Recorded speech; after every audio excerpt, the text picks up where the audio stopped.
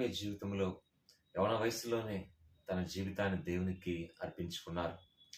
అయితే క్రమక్రమంగా ఆయన దేవుని పరిచర్యలో ముందుకు సాగుతుండగా మరి చివరకు పోప్‌గా ఆయన ఎలెక్ట్ అవ్వడం జరిగింది.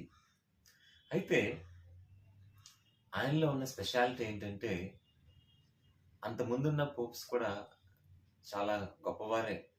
కానీ ఈయనలోని ప్రత్యేకతలేంటంటే మొదటిగా ఈయన అసలు పోప్స్ ఎప్పుడూ కూడా బయట ప్రపంచంలోనికి వెళ్ళి సామాన్యమైన ప్రజల మధ్య ఉండేవారు కాదు.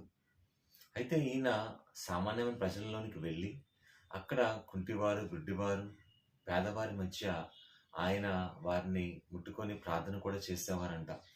అంటే యేసుక్రీస్తు వారే ఈ లోకంలోనికి ఆయన పరిచర్య చేయడానికి నేనొచ్చాను అని చెప్పారు కదా! నేనంతటి వాడిని అని చెప్పారండి.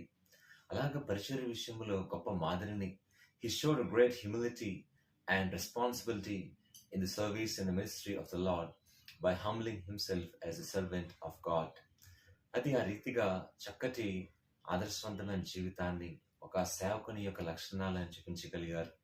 రెండవదిగా మనం ఆలోచిస్తే ఆయన జీవితంలో ఎప్పుడూ కూడా చాలా సింపుల్‌గా ఉండడానికి ఆయన ఇష్టపడేవారంట. అంటే సామాన్యమైనటువంటి అంగీలు అంటే ఆయన వేసుకునే ఆ యొక్క పాస్టర్ పోప్ యొక్క మరి అంగీలు అంటారు కదా! పాస్టర్స్, పోప్స్ వేసుకునే డ్రెసెస్‌ని పోప్ ఫ్రాన్సిస్ గారు వేసుకునే ఆ యొక్క అంగీలు చాలా సామాన్యంగా ఆయన కుట్టించుకొని, సామాన్యమైన మానవుని వలె మరి ఒక విశ్వాసి వలె మరి ఆయన ఎప్పుడు కూడా ప్రవర్తిస్తూ ఉండేవారంట. అంటే ఆయన ప్రవర్తనలో నెమ్మది, తగ్గింపుతనము అందరికీ కనపడేదంట.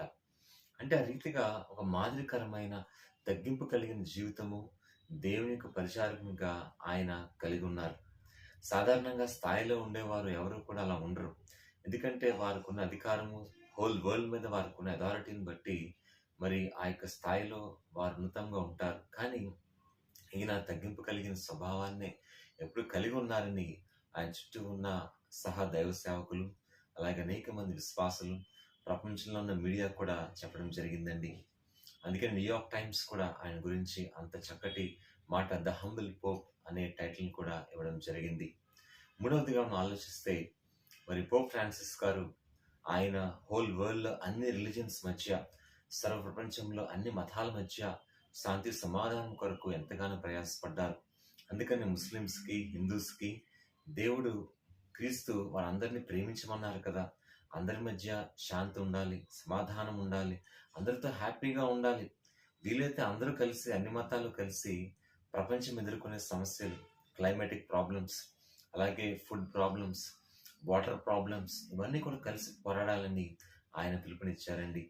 అందుకనే మరి ఐసిస్‌లో ఉన్న ఒక వ్యక్తి కూడా మరి పోప్ ఫ్రాన్సిస్ గారు మరణించడం నాకు బాధగా ఉందని చెప్పడం జరిగింది.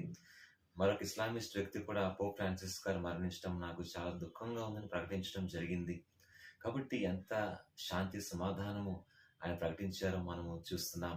అందుకని మత్తయి సువార్త 5వ అధ్యాయంలో వారు ధన్యులు, సమాధాన పరచువారు ధన్యులు, సమాధానాన్ని కలిగి ఉండి మరి ఇద్దరు వ్యక్తులు సమాధానపరిచేవారు ధన్యులు, వారు దేవుని బిడ్డలు అనబడుదురు అని వాక్యం చెప్పినట్టుగా మరి గొప్ప సమాధానాన్ని ఆయన చాటి చెప్పారు.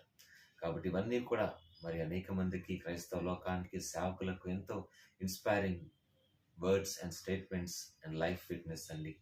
ఆయన క్రియలు అనేక మందిని ఆ రీతిగా ప్రభావితం చేశాయి. కాబట్టి ఈ వాక్యం మన జీవితం మనందరినీ కూడా